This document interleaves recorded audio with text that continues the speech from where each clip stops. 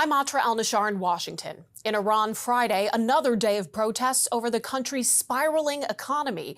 Now, as some protesters have been killed, President Trump and some top Iranian officials are exchanging social media threats about potential U.S. intervention.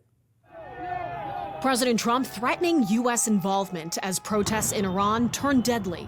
Iranians defying their oppressive government and taking to the streets as their economy deteriorates under a soaring cost of living.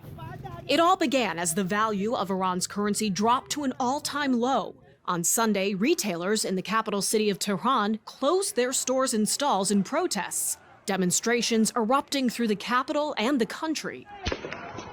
As of Friday afternoon, 10 people have been killed, according to a Kurdish human rights organization, which has released some of their photos. At 3 a.m. Friday, President Trump posting, "If Iran kills peaceful protesters, quote, the United States of America will come to their rescue. We are locked and loaded and ready to go." In response, the Secretary of Iran's Supreme National Security Council writes in a translated post, Trump must realize that U.S. intervention in this internal matter will lead to destabilizing the entire region and destroying American interests. The American people must know that Trump is the one who started this adventure, and they should pay attention to the safety of their soldiers. The Speaker of Iran's parliament saying, the disrespectful president of America should also know that with this official admission, all American centers and forces across the entire region will be legitimate targets for us in response to any potential adventurism.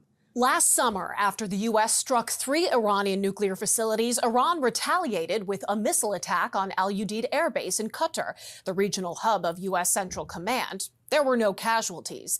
Earlier this week, President Trump said this about a potential second U.S. strike on Iran. I hear that Iran is trying to build up again, and if they are, we're going to have to knock them down. We'll knock them down. We'll knock the hell out of them. 2 days later, Iran's president implied the U.S. cannot defeat them with bombs, fighter jets, and missiles. If we remain determined, united, and committed to working together to make our country proud, it would be impossible for them to bring Iran to its knees. In Washington, I'm Atra al-Nashar reporting.